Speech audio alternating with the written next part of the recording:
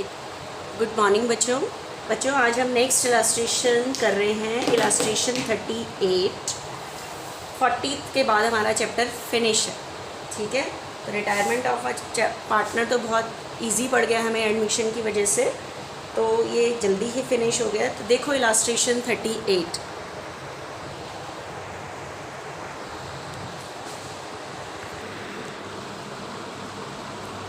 देखो इलास्ट्रेशन 38 में क्या चीज़ है। XYZ are in partnership, sharing profit in the ratio of 5:3:2. Their balance sheet as at 1st April 2018, the day Y decided to retire, was as follows: building, plant and machinery, investment, debtor, stock, cash at bank. कोई ऐसी चीज़ नहीं है जो पता ना हो। Cash at bank मतलब balance of bank. Wise capital, XYZ capital, general reserve, sundry creditor, BP। अब देखना इसके अंदर नई चीज़ क्या है। आपके पास इस तरह फर्म की गुडविल नहीं है, लेकिन लैंग्वेज के अकॉर्डिंग आप गुडविल की एंट्री कर सकते हो। Y sell his share of goodwill to X। Y ने अपना शेयर X को बेचा 8 में और Z को बेचा 4 में। अरे नहीं, बोर्ड पे सामने बताती हूँ। Stock is appreciated by 20%। Stock 20% से बढ़ गया है। बिल्डिंग 5 से बढ़ गई है। इन्वेस्टमेंट का वैल्यूशन नहीं कह रहा, इन्वेस्टमेंट को बेचा गया है बच्चों। Investment were sold 22। ध्यान रखना। Y is paid off in cash. Y को कैश पेमेंट करनी है, मतलब लॉन में नहीं, पूरा कैश पे करना है। Prepare revaluation account, partners capital account and balance sheet. देखना सामने से क्या क्या चीज़ आ रही है। एक बार तो जो फर्स्ट चलो रिवैल्यूएशन अकाउंट बनाना है, पार्टनर्स कैपिटल अकाउंट बनाना है और बैलेंस शीट। तो सबसे पहले हम बनाते हैं बच्चे revaluation account.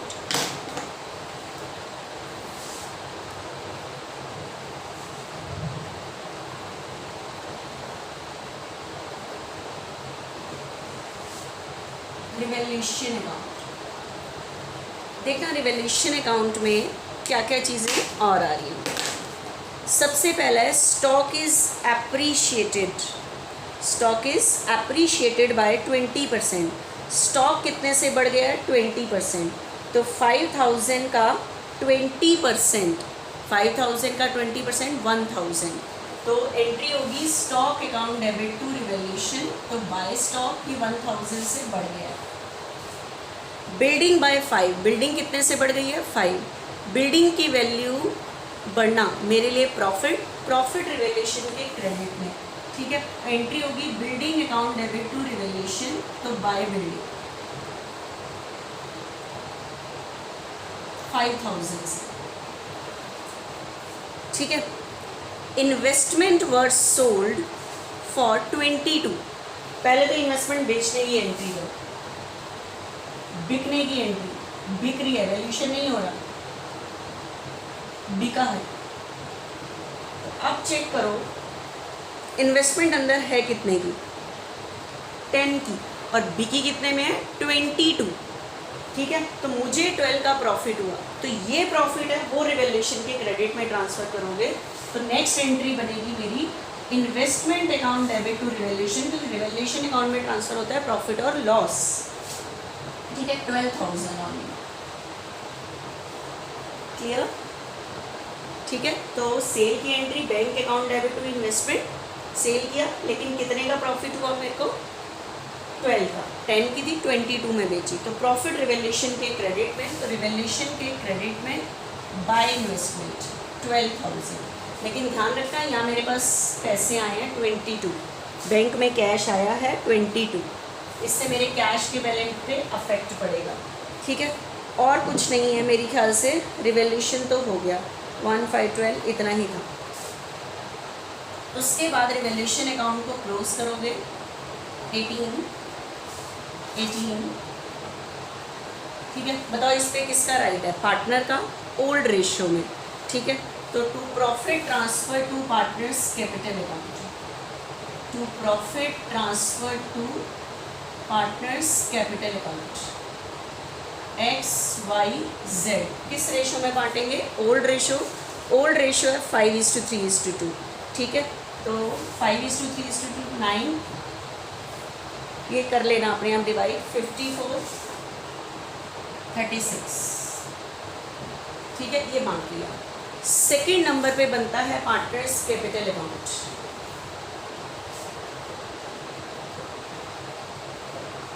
XYZ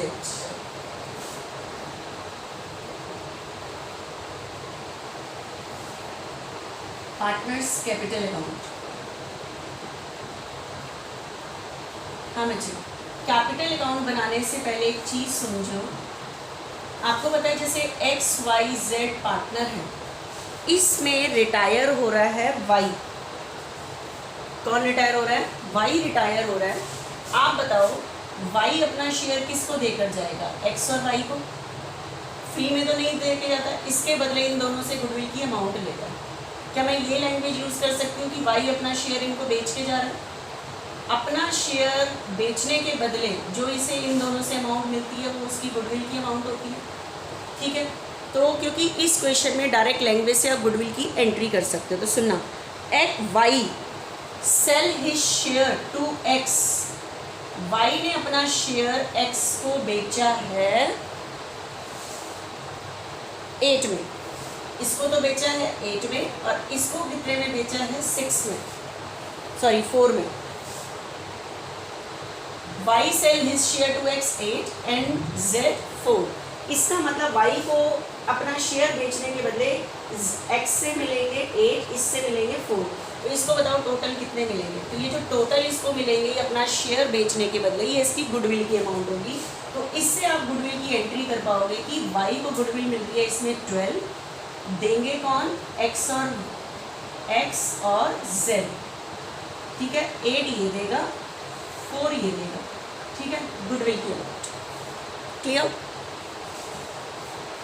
is that clear और नॉट बच्चे? ठीक है, तो ये चीज़ हो जाएगी बच्चे। उसके बाद एक और चीज़ देखना बच्चे ध्यान से। अब स्टार्ट करते हैं हम कैपिटल अकाउंट। कैपिटल अकाउंट में सबसे पहले कैपिटल के क्या लिखोगे? बैलेंस। सबसे पहले कैपिटल के बैलेंस लिखो, 30 20 एंड 20। सेकेंड नंबर पे ट्रांसफ़र होता है बच्चे रिवैल्यूएशन का प्रॉफिट। ये एंट्री होती है revaluation account debit to X capital, Y's capital, Z's capital. तो 9000 54 36।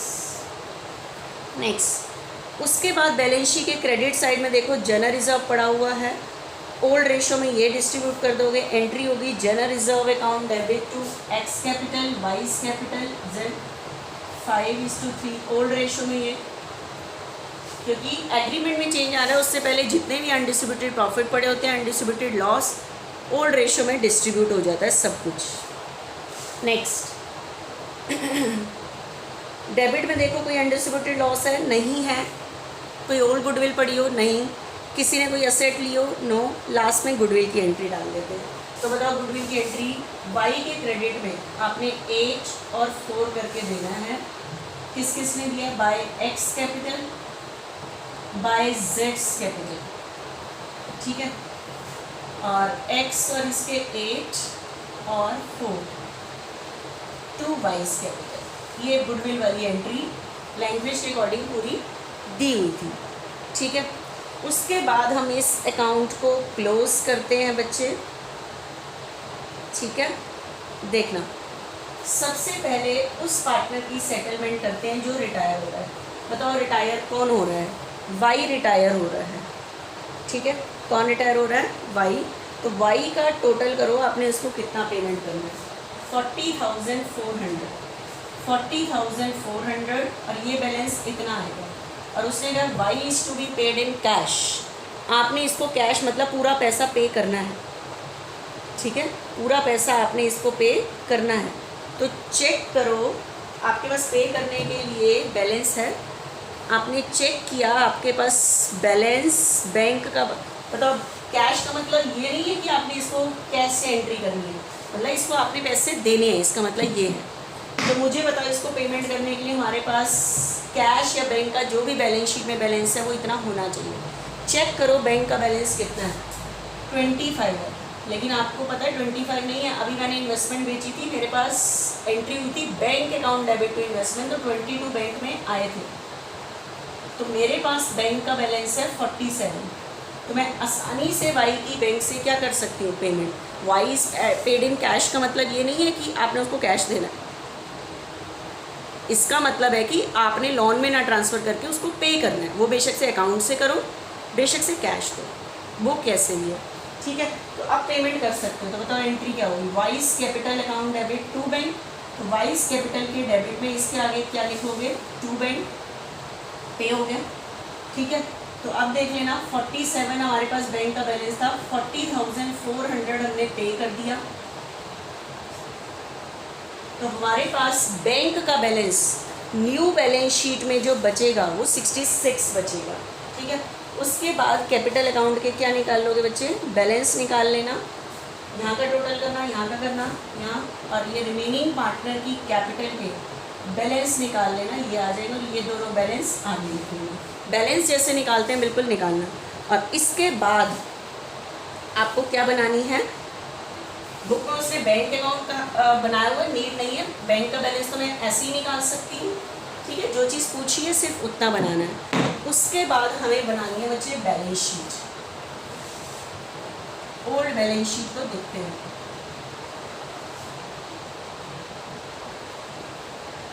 बैलेंस शीट एज एट जो भी डेट है लिख लेना, रिटायरमेंट जिस डेट पे हुई है, नहीं तो बैलेंस शीट वाली डेट लिख लेना।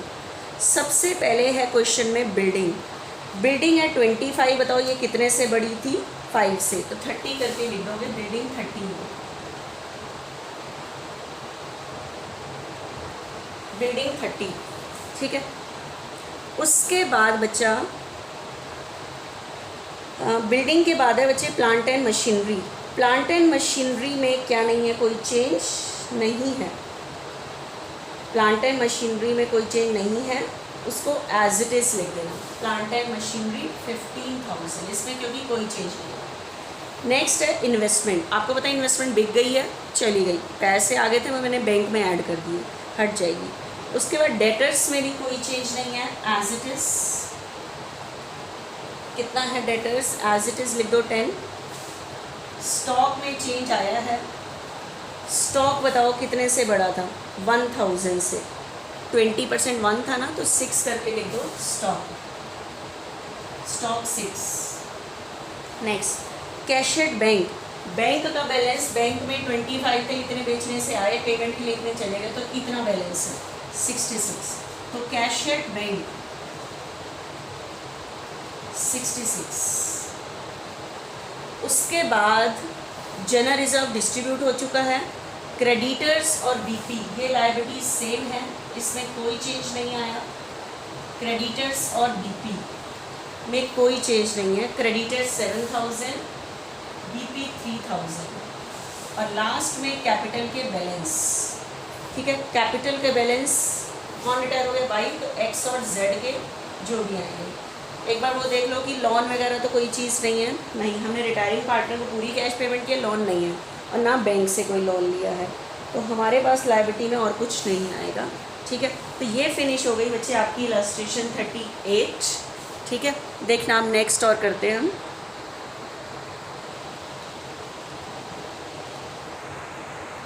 देखना बच्चों हम नेक्स्ट इलस्ट्रेशन कर रहे हैं 39 के लिए, नेक्स्ट लेक्चर में करेंगे 40 illustration. This is the last illustration of this chapter. 41 से जो स्टार्ट है एडजस्टमेंट ऑफ कैपिटल, ये डिलीट हो गया है इस सेशन के लिए, तो देखना। Parth, Angad, Leesha are partner in a firm sharing profit and loss in the ratio of 3:2:1 respectively. Angad retire, कौन रिटायर हो गया, Angad, and his claim including capital. His claim मतलब कि रिटायरमेंट के टाइम जो हमने उसको टोटल पैसे देने हैं, वो उसका क्लेम होता है कि हाँ इतना पैसा हमें उसको देना है। Angad retire and his claim including capital and entitlements from firm including his share of goodwill of firm 50। ये क्या चीज़ है, आप बताओ कोई पार्टनर रिटायर होता है, हम उसका कैपिटल अकाउंट बनाते हैं। कैपिटल अकाउंट में सबसे पहले कैपिटल का बैलेंस लिखते हैं, फिर जो जो चीज़ें उसको मिलनी है, जनरल रिजर्व, रिवैल्यूएशन का प्रॉफिट, गुडविल, सारी एंटाइटलमेंट्स, ठीक है, सारी एंटाइटलमेंट्स समेत, गुडविल समेत उसका जो क्लेम है वो टोटल 50 है। इसका मतलब ये जो अमाउंट है जो कैपिटल अकाउंट से निकल के आती है ना, सब कुछ करने के बाद इतना क्लेम है उसका, मतलब आपने उसको इतना पैसा देना है अंगद को। सब कुछ कैपिटल, उसकी एंटाइटलमेंट्स, मतलब जनरल रिजर्व, सब कुछ जो कैपिटल अकाउंट में चीज़ें डालते हो, काटते हो, सब कुछ करने के बाद इवन उसकी गुडविल भी एंट्री करने के बाद इतना क्लेम है उसका, आपने इतना पैसे देने। अब सुनो, after this amount was determined, इस अमाउंट को डिटरमाइन करने के बाद it was found that there was an unrecorded piece of furniture.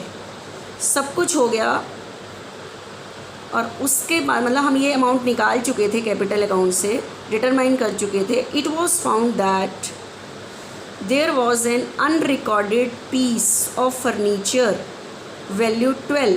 एक कोई अनरिकॉर्डेड फर्नीचर थी जो पहले से बैलेंस शीट में नहीं थी, उसका वैल्यूएशन 12 हुआ, which had to be recorded. और अब इसको दिखाना है, तो आपकी एसेट क्या हो रही है, इंक्रीज, ठीक है। मतलब ये वैल्यूएशन सारे ये अमाउंट निकल गई कैपिटल अकाउंट से, उसके बाद एक फर्नीचर आपको अनरिकॉर्डेड जिसका वैल्यूएशन 12 हुआ है, जो पहले से रिकॉर्ड नहीं था, और अब आपको 12 रिकॉर्ड करना है, तो आपकी एसेट इंक्रीज़ हो रही है, इसको करना है अब आपको। Upon recording this piece of furniture, इसको रिकॉर्ड करने के बाद the revised amount due to Angad was determined, ठीक है। तो इसका वैल्यूएशन करने के बाद फिर इसकी अमाउंट फिर डिटरमाइंड, ठीक है, करनी है आपको, एंड सेटल बाय, और आपने उसको पे भी करना है उसकी अमाउंट को, ये जो अमाउंट है उसको पे भी करना है, लेकिन ये नहीं, इस चीज़ का करने के बाद जो उसकी अमाउंट निकल के आएगी वो settle by giving him piece of furniture, और उसकी सेटलमेंट में उसको एक तो आपने उसको फर्नीचर देना है, एंड बैलेंस इन कैश, और बाकी बैलेंस कैश पे करना है।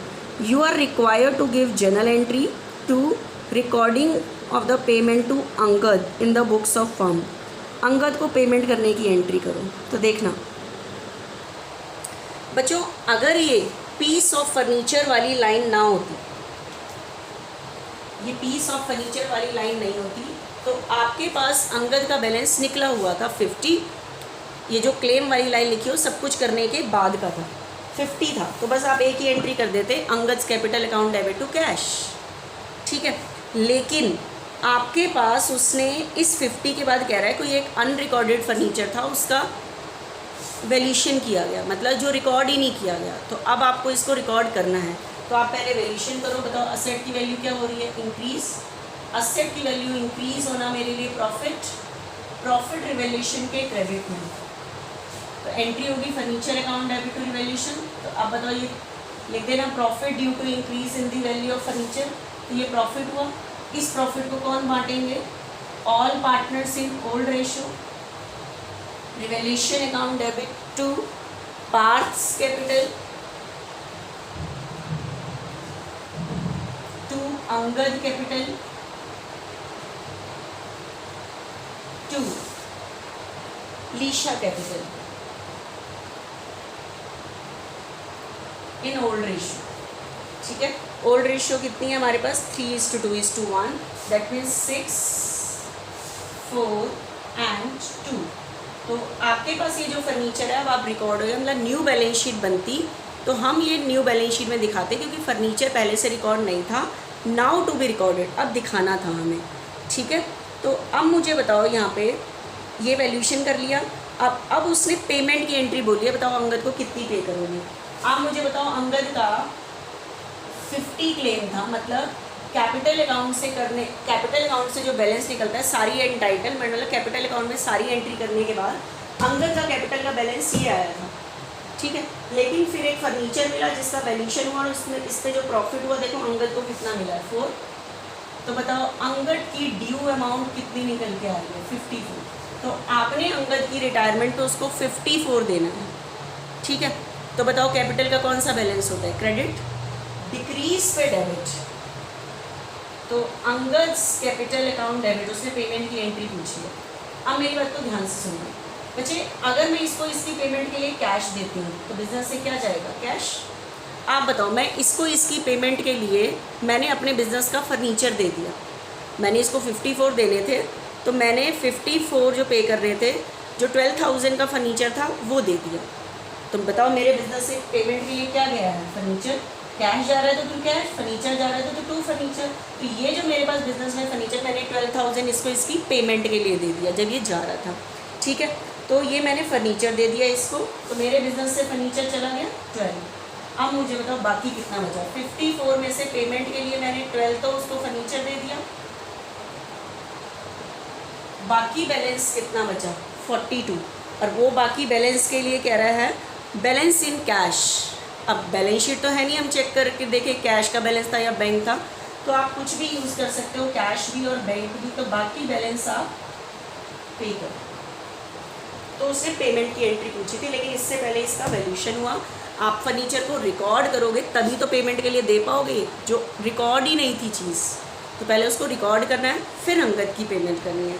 तो ये ख़त्म हो गई हमारी इलस्ट्रेशन 40 बच्चे, ठीक है। नरेशन लिख लेना इनकी।